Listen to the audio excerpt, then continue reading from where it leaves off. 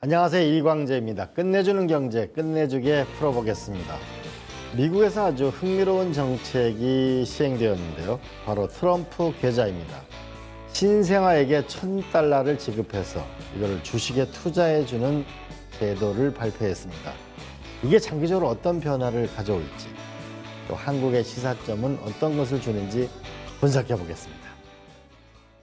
네, 미국은 신생아한테 주식 계좌를 열어주고 한국은 지역 화폐 그리고 소비 쿠폰 위주인데요. 정책 방향은 많이 좀 다른 것 같습니다. 이 두 모델이 어떤 장단점이 있는지 오늘 슬로우 뉴스 이정환 대표님과 이야기 나눠보도록 하겠습니다.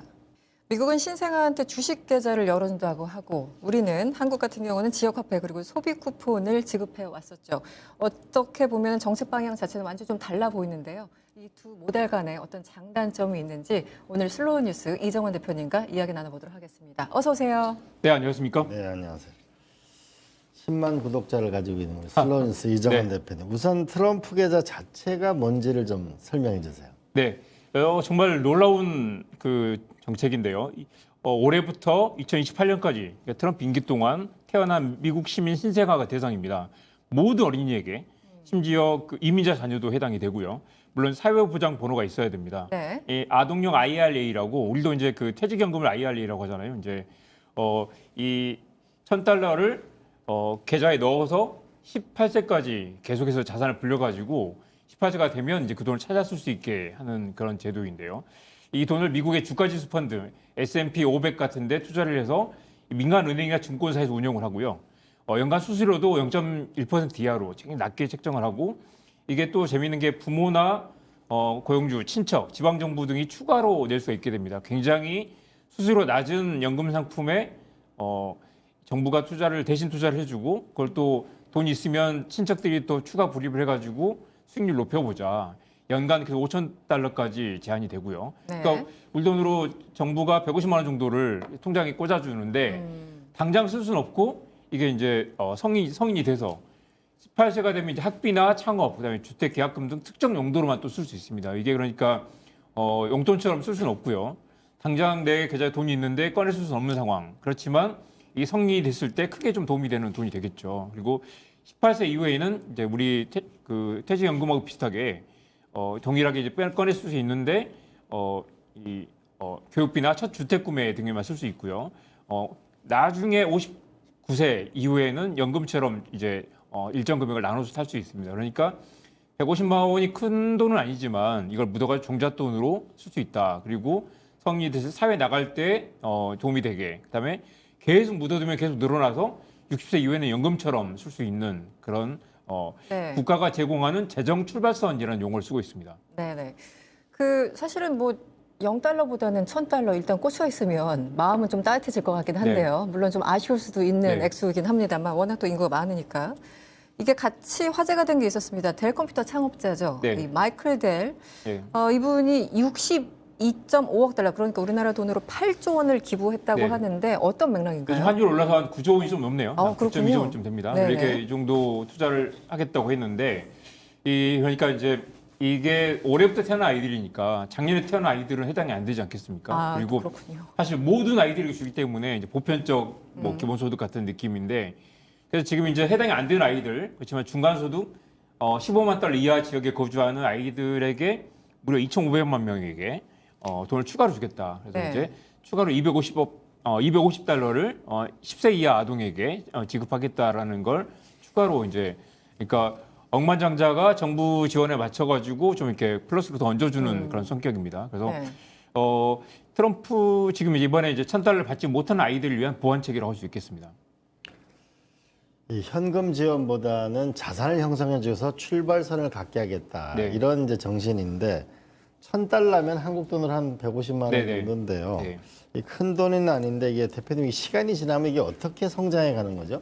그렇습니다. 우리가 사실 그 시간이 또 가장 그 경쟁력인데 코스피도 지난 10년 동안만 묻어뒀다면 큰 수익률을 내지 않았겠습니까? 그리고 네. 우리가 결국 부동산이 제일 큰 이익을 낸다고 하는 부동산 한번 투자하면 10년씩 20년씩 가져가기 때문에 장기적인 수익성이 좋은 거잖아요. 우리가 주식을 대부분 다 단기 투자를 많이 하시기 때문에 만약에 정부가 강제로 18년씩 투자를 하게 한다면 그 수익률이 꽤 높지 않겠습니까? 특히 미국처럼 계속해서 주식시장이 성장하는 나라라면 그렇겠죠.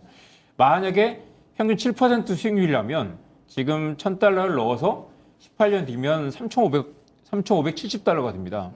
그러면 이 돈이 꽤 큰 돈이 되겠죠. 그렇게 되면 한 우리 돈 500만 원 이상이 600만 원 이상이 되니까 그렇게 되면 그 돈 가지고 나름 대학 등록금을 내거나 약간의 뭐 이 월세 보증금 정도 내는 정도의 도움이 되겠죠. 그런데 문제는 이게 이제 추가로 연 5,000달러까지 추가 불입을 할 수 있기 때문에 만약에 부잣집의 어린이라면 엄마 아빠가 좀 이렇게 어차피 수익률 좋은 그리고 세금 낮은 이 펀드에 엄마 아빠가 친척들이 돈을 꽂아주겠죠. 뭐 돈만 할아버지가 돈을 꽂아주거나. 근데 이제 그렇지 않은 집에서는 1,000달러 가지고 가는 거고 네. 좀 부잣집은 해마다 5,000달러씩 꽂아가지고 나중에 18세가 되면 굉장히 큰 자산을 마련할 수 있기 때문에 뭐 그런 비판도 있습니다.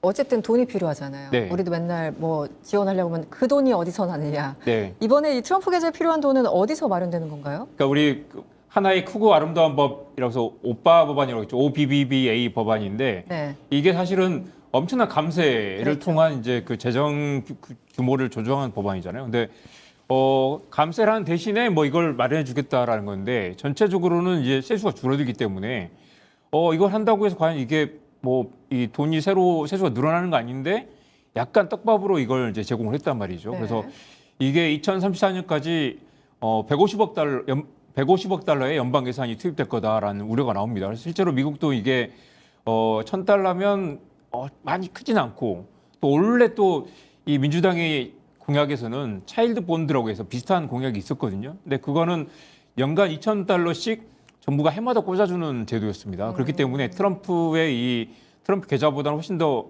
트럼프 계좌는 민주당 공약보다 좀 사이즈가 작으면서 그러네요. 네. 그런데도 세원 마련 대책이 명확하지 않아가지고 과연 이게 지속 가능하냐라는 우려가 있긴 합니다.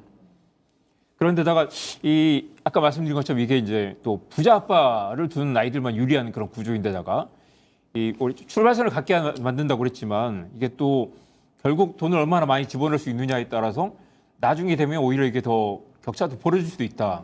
물론 150만 있는 것과 없는 건 좀 다르겠지만요. 그리고 나중에 이게 한 500만 원 이상, 600만 원이 된다고 하더라도 그때 가서 이게 600만 원이 18년 뒤면 큰 돈이 아닐 수도 있다라는 우려도 나오고요. 그래서 이제 생색내기용 포퓰리즘 아니냐라는 우려도 있고 동시에 이제 국민들 세금을 동원해서 인위적으로 주가를 떠받치는 시도 아니냐라는 그런 우려도 있습니다. 일단 여기 델 그 컴퓨터 부부가 트위터에서 네. 1분짜리 동영상으로 9조 원을 네. 그러니까 이제 민간도 기부도 가능하다는 거 네. 아니에요? 아빠 돈도 들어가는 거겠지만 네. 그러니까 18년 동안 못 쓰는 돈이면 아무것도 아닌 것 같지만 일단 내 계좌가 늘어나는 건 알 수 있고 그렇죠. 네. 네. 또 하나는 어쨌든 이게 투자가 일어나는 거잖아요. 그래서 그렇습니다. 어차피 경제가 돌아가는 거니까 네. 한편으로는 자산이 형성된다는 느낌, 또 한편으로 어차피 투자가 일어나는 주는 거니까 네. 그런 부분 효과도 있어 보이는데. 맞습니다. 이 금융시장에는 뭐 꽤 상당한 총알이 되겠죠. 그리고 사실 미국 주식시장 시가총액이 오늘 아침 기준으로 보니까 한 70조 달러 정도 됩니다. 그러니까 70조 달러 중에 150억 달러면 별로 큰 돈 아니죠. 아닌데 그래도 말씀하신 대로 세 가지 효과가 있습니다. 그래도 150만 원 약간의 마중물 그다음에 18세가 됐을 때 빈털터로 나가는 것보다 한 500만 원 정도 자산을 가지고 출발하는 것이 기본적인 자산 격차를 그래도 줄일 수 있지 않겠느냐. 아까 부자 아빠 효과라고 했지만 네. 부자 아빠를 둔 아이들은 어차피 잘 나갈 것이고 아무것도 없는 아이들에게 약간 최소한의 자산을 준다라는 명분이 하나 있고요. 두 번째는 이제 말씀하신 대로 주식시장에 대한 거부감을 줄일 수 있다. 사실 평생 주식 투자를 못하는 그런 가난한 분들도 많은데 그분들에게 내 자산이 늘어나는 걸 계속 볼 수 있죠. 그래서 이제 150만 원을 꽂아놨는데 올해는 뭐 180만 원이 됐고 200만 원이 되는 것도 볼 수 있고 장기적으로 장기 투자나 이 자산 증시, 금융시장에 대한 감각을 국민들이 익힐 수 있다. 그래서 사실은 이제 트럼프는 그런 의도도 있겠죠. 이 미국 전체를 좀 금융 주도의 아니면 뭐 이 자산 주도의 그런 성장을 만들어 보겠다라는 의도도 깔려 있고요. 기본적으로는 또 현금 복지 대신에 자산 복지로 간다라는 패러다임 전환이라고도 볼 수 있습니다. 사실 우리가 이제 현금을 나눠주는 게 우리 이번에 한국도 소비 쿠폰이 있었지만 네네. 이 그림 한번 보여주실래요? 이게 이제 정부가 돈을 쓰는 방식이 정부 소비와 정부 투자, 이전 지출 세 가지가 있는데요. 정부 소비는 말 그대로 이제 정부가 뭐 복지 지출을 늘린다거나 하는 그런 데 쓰는 것들이고 정부 투자는 고속도로를 짓는다거나 건물을 짓는다거나 하는데 쓰는 거겠죠. 근데 1조 원을 쓰면 정부 소비는 실제로 9,100억 원 정도 효과가 있고요. 정부 투자는 8,600억 정도 효과가 있습니다. 이전 지출이란 건 실제로 이제 돈을 이제 그냥 주는 건데요. 소비 쿠폰이 이런 성격이 되겠죠. 실제로 이제 1조 원을 썼는데 소비로 활성화된 효과는 사실 이제 30% 정도밖에 안 되지 않는다. 그래서 사실 이전 지출이 실제 효과가 적다는 이야기도 많이 있었지만 중요한 건 여기서 간과해서는 안 될 부분은 사실 정부 소비나 정비 투자는 이게 더 부자들에게 돈이 가는 효과가 크고요. 이전 지출은 실제로 부자나 가난한 사람들이랑 똑같이 돈이 가지만 상대적으로 소득을 좀 이렇게 소득 재분배를 하는 효과가 있기 때문에 전체적으로 규모는 적더라도 경제를 활성화하는 소득 재분배를 촉진하는 효과가 있다는 얘기 많이 합니다. 실제로 우리 소비 쿠폰 올해 두 차례 나간 걸로 지금 그 올해 3분기 경제 성장률이 1.3% 정도 늘었다라는 건 굉장히 큰 효과라고 추가로 늘었다는 건 큰 효과라고 많이 이야기를 하잖아요. 그래서 사실 이제 이런 그 정부가 돈을 어떻게 쓰느냐가 굉장히 그 지금 중요한 그런 사회적 실험이라고 할 수 있겠습니다. 네.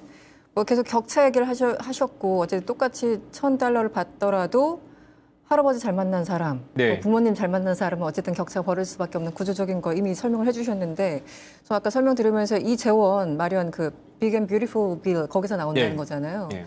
근데 그 법안의 핵심은 사실 부자 감세해주고 네. 저소득층한테 지원하던가 네. 이 그 푸드스탬프 이런 거 이제 깎는 그런 내용이 골자였는데 저소득층 애들 밥 먹는 거 뺏어간 그 법안에서 네. 이런 아이디어를 냈다는 게 굉장히 좀 넌센스 같다는 생각이 그렇습니다. 듭니다. 사실상 이제 그 어떤 포퓰리즘 법안이라는 말도 나오고 어떤 형태로도 이제 여론을 좀 달래는 그런 효과도 있겠지만 사실 감세에 비교해서 사실 이제 $1,000가 너무 적지 않느냐라는 이야기가 있고요. 그렇지만 또 전체 취지는 네. 좀 이제 자산 격차를 줄여본다. 실제로 자산 격차를 줄일 수 있느냐를 두고 논란은 있지만 아무튼 사실 미국 가구 58%가 주식이나 채권을 보유하고 있다고 네, 하고요. 네. 그중에 또 상당하더라고요. 상위 1%가 절반을 차지하고 있기 때문에 만약 이걸 이렇게라도 조금 이제 분배. 상당수 국민들이 자산 시장으로 들어오는 효과. 그래서 사실 이게 어떤 전체의 국가 전체의 부를 키우는 그런 선순환이 될 거다라는 게 공화당의 뭐 기대지만 여전히 사이즈는 좀 아쉬운 부분이 있습니다. 네. 제가 이게 왜 이 트럼프 대통령이 이런 걸 했을까라고 이제 쭉 보니까 네. 미국 내에서도 경제학자들의 논쟁이 있어요. 네.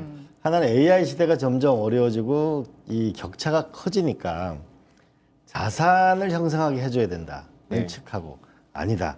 기본소득을 줘야 된다. 네. 이런 두 가지 논쟁이 팽팽하게 전개되는 것 같아요. 그러다가 기본소득 얘기를 하다 보니까 또 오픈 AI 참 샘 울트만의 실험이 그렇습니다. 떠오르는데요. 네. 이걸 어떤 결론을 우리가 아마 가져가야 될 것 같은데. 네. 네. 이 그림 한번 보여주십시오. 이게 오픈 AI의 실험인데요. 3년 동안 실험을 했어요. 실제로 네. 그래서 이제 실험군에게는 $1,000 달마다 150만 원 정도를 주고요.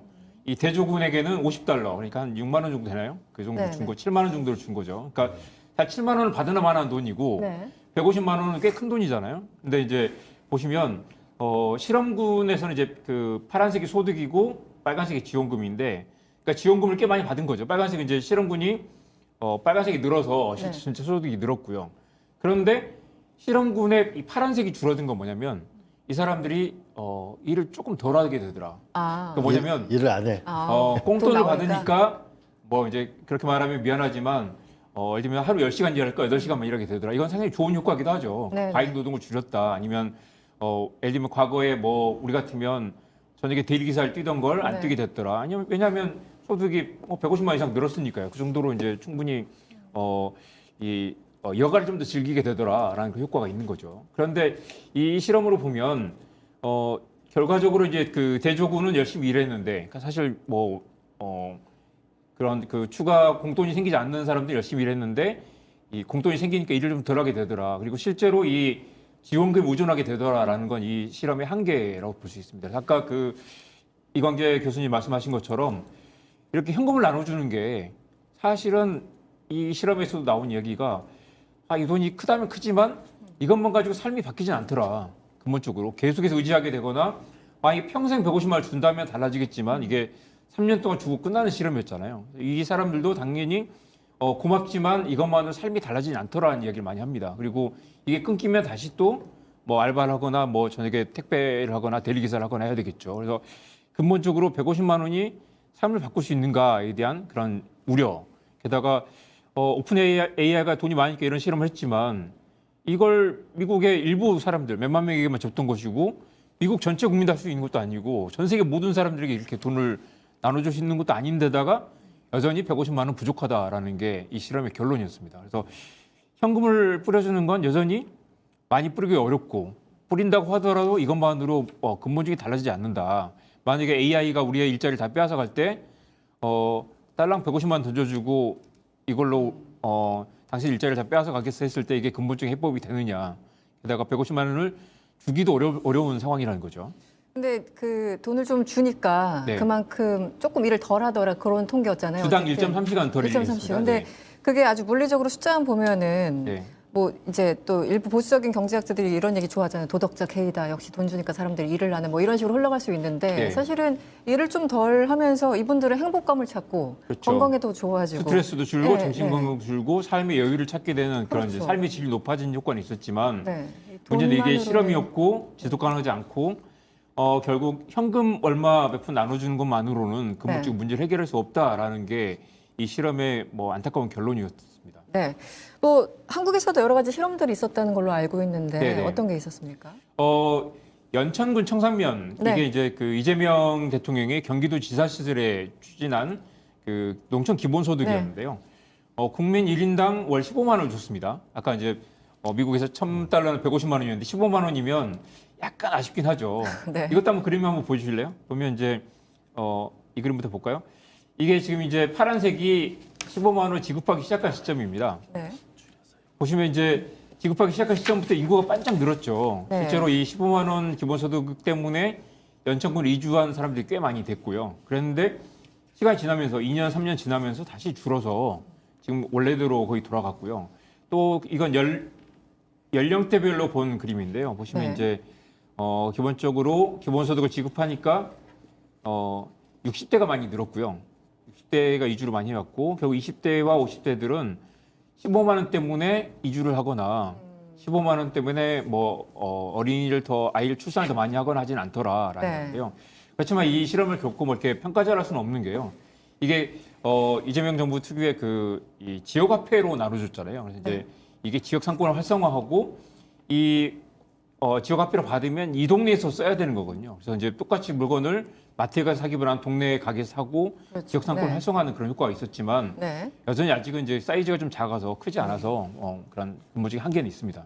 지금은 이제 청산면 설명해 주셨는데 다음 이 질문도 좀 드리고 싶습니다. 이 청년 도약 계좌, 이재명 정부의 청년 도약 계좌가 언급되고 있는데 네. 이거는 어떤 내용인가요? 이것도 사실은 이제 아까 그 트럼프가 한 트럼프 계좌 비슷한 실험들을 이미 한국에서는 올해부터 하고 있고요. 네. 달마다 70만 원씩 이게 저축을 하면 네. 정부에서 매칭해서 좀 추가로 이자를 얹어주는 그런 제도입니다. 그래서 이 일정 기준 소득이 많지 않은 청년들을 대상으로 정부가 이제 적금을 부을 수 있는 그래서 이제 사실은 이게 월급이 좀 적더라도 이 정부가 좀 장기적인 그 자산을 마련할 수 있는 그런 지원을 해주는 그런 제도인데요. 납입 기간은 5년 60개월이고요. 달마다 1,000원에서 70만 원까지 납부를 할 수 있습니다. 그리고 이제 우대금리를 해서 이자는 4.5에서 6.0까지니까 꽤 이자가 높게 정부의 이자를 추가로 매칭을 해주는 거니까요. 이제 소득은 연 2,400만 원 이하니까 네. 소득이 좀 적은 청년들에게 이제 자산 형성을 도와주는 제도인데요. 이야기 들으시면 생각하셨겠지만 사실 소득이 적은 청년이 월 70만 원의 적금을 붓기는 굉장히 또 어렵죠. 어렵죠. 예, 사실 그래서 이제 약간 근본적으로 한계가 있지 않느냐. 그런데 취지는 굉장히 좋고요. 그런데 또 5년 동안이나 사실 그 납입을 해야 되고 여기도 역시 또 소득이 적지만 부모 찬스가 또 먹히는 게 되겠죠. 부모가 좀 도와주거나. 그리고 여전히 금리를 지원한 정도이기 때문에 사실 이걸로 사실 뭐 5년 뒤에 엄청난 목돈을 마련하기도 쉽지 않고 또 하나는 이제 이 2,400만 원 이하 청년이라고 하지만 이것도 사실 내지 못하는 청년들에게는 그림의 떡이 될 수도 있다.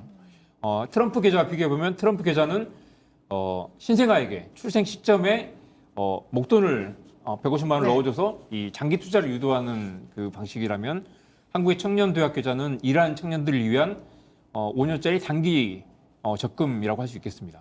네. 현금을 네. 지원할 거냐, 네. 아니면 자산을 형성해 줄 거냐. 두 개 다 되면 좋겠죠. 싱가포르는 이 두 개 다를 함께 섞어서 하는 정책을 쓰고 있습니다. 저는 이런 생각을 해봤습니다. 태어날 때 제가 만든 건데 광재연금제라고 네.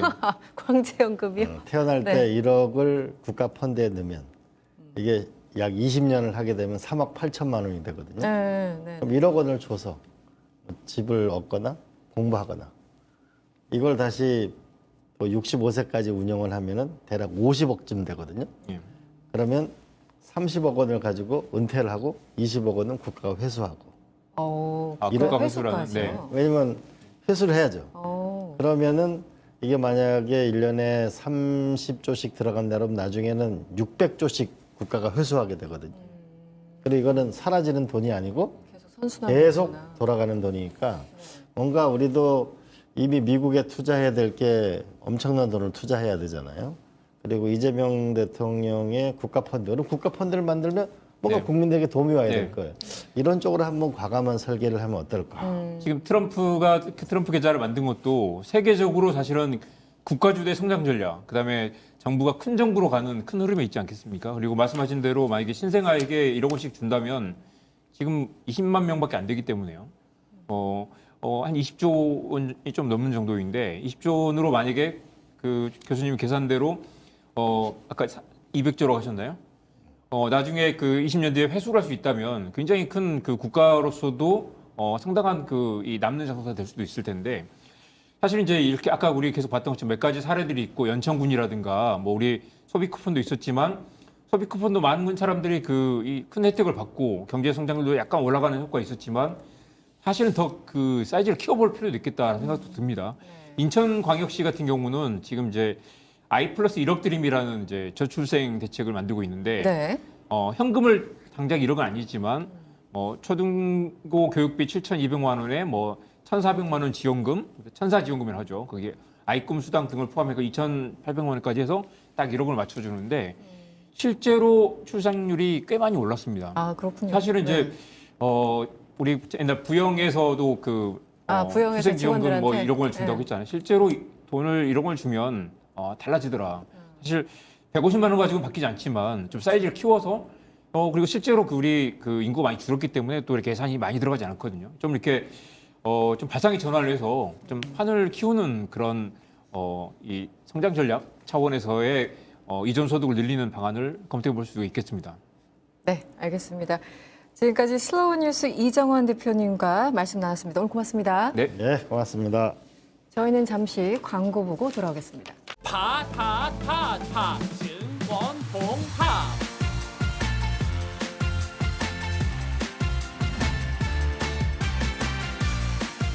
이제 저녁 8시 30분 퇴근 후 퀴즈 한판 혼자 하지 마세요. 같이 해요. 매일 저녁 8시 30분 많은 참여 바랍니다.